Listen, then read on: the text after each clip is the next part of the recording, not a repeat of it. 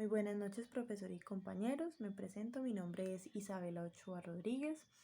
Actualmente me encuentro cursando el segundo semestre del programa de seguridad y salud en el trabajo y me encuentro en el grupo número 2. Entonces, pues, revisando el contenido de la unidad número 1, donde nos solicitan que debemos de analizar 3 tipos de contenidos, uno de ellos una lectura y 2 videos. Entonces, pues, les voy a brindar mi apreciación o como mi conclusión frente a este tema que nos están solicitando, pero sin antes pues como contarles que siempre trato en la modalidad de trabajo mía y es como asociar los temas, es decir, si uno tiene que ver con el otro, tratar de como alinearlo y llevarlo así a la conclusión. Entonces pues para este caso, para mí, los 3 contenidos digamos que se complementan en algo y es como con la conclusión final que les quiero pues transmitir. Pero pues primero quiero darles como a conocer cuáles fueron lo que más me llamó la atención de cada uno de estos 3 contenidos. Después voy a iniciar con la lectura. Para mí la lectura está muy asociada a la realidad de cualquiera de nosotros. Porque asociada a la realidad de cualquiera de nosotros? Porque es una situación que se puede presentar en cualquier momento y en cualquier persona. Y es que normalmente siempre uno está como muy dispuesto a escuchar a los demás y a ser muy receptivo. Y al ser receptivo, y es que yo ya me creo lo que las personas me están diciendo. Entonces llega un punto en el que yo empiezo a aguantar o a escuchar y a guardarme las cosas hasta un punto en el que de pronto mi inteligencia emocional cambie y ya esa percepción que esa persona tiene sobre mí, pues ya yo no estoy de acuerdo. Entonces la manera de reaccionar mía ya no va a ser la misma que hace un tiempo atrás cuando yo simplemente estaba de receptor, de que solamente escuchaba y agachaba la cabeza. Entonces llevándolo pues como a la historia, algo que me llama la atención y es que esta persona al realizar esto de asesinar a su esposa y ya estar en un juzgado, ya al haber cometido pues como el error, esta persona nunca es juzgada por todas las personas que estaban presentes en ese momento del juicio. Es decir, siempre antes lo apoyaron, lo vieron a él como una víctima, de que siempre estaba como asumiendo o dispuesto a lo que su esposa pensara de él o lo que ella dijera de él. Entonces, hasta que llegó un punto en el que él tomó la decisión que obviamente no está bien, pero ante los ojos de los demás y ante los ojos de las personas que habían podido crecer o vivir la experiencia de él y conocerlo, pues consideran que fue la decisión que él en ese momento tomó y que no estaba mal, ¿sí? Sin dejar a un lado pues como la responsabilidad de que él pues cometió un error y un error bastante grave. Pero como les comentaba, pues es algo que no se vio reflejado en la lectura, en el sentido de que esta persona nunca fue juzgada ni criticada, todo lo contrario, fue entendida, fue, no, esta persona hizo eso, pero porque venía cargada desde hace ya bastante. Entonces, digamos que esa es como mi percepción que tengo frente a la lectura. Y en cuanto a los videos, pues iniciando con el de la charla de Julia Galef, algo que me llama mucho la atención pues, de esta charla cuando ella dice que por qué creemos estar en lo cierto, y es que normalmente siempre lo que yo piense desde el punto de Isabela, para ella está bien y para ella eso es lo que es, ¿sí? Pero en el caso de otra persona, pues su percepción también va a suceder de la misma manera, pues esa percepción para esa persona es la correcta y es lo que es.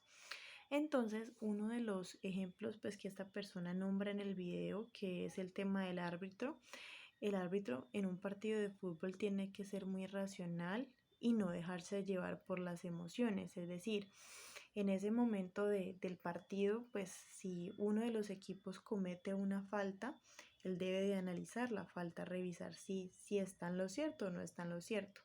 Pero resulta que durante ese análisis, él revisa que no solamente el equipo de la falta cometió un error, sino que el otro equipo también tuvo una responsabilidad.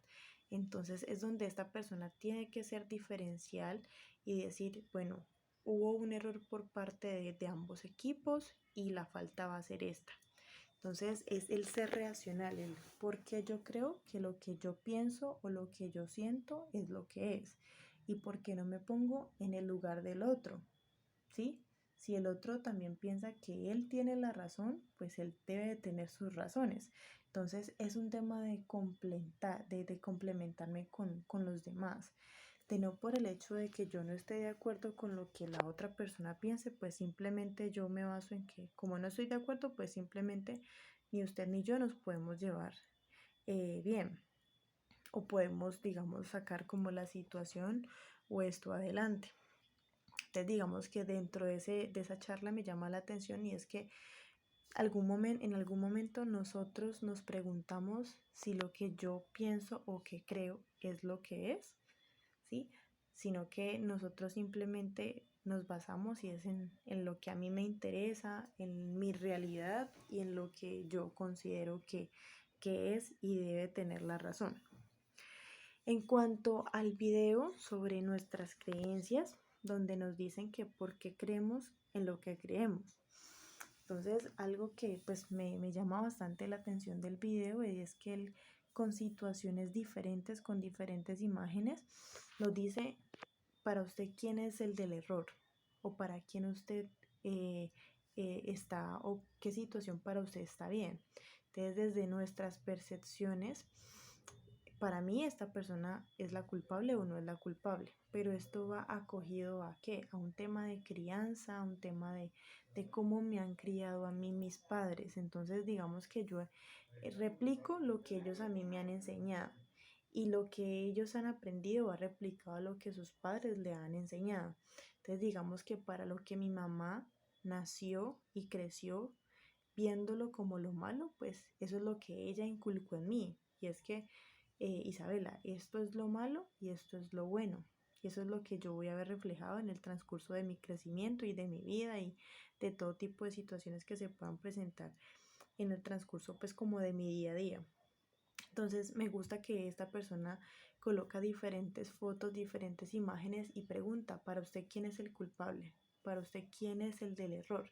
Entonces lo aterrizó a una situación, digamos, eh, de, como de su posición y es que si llegan a un asesinato, una persona fue asesinada y resulta que en ese momento está un niño y un adulto.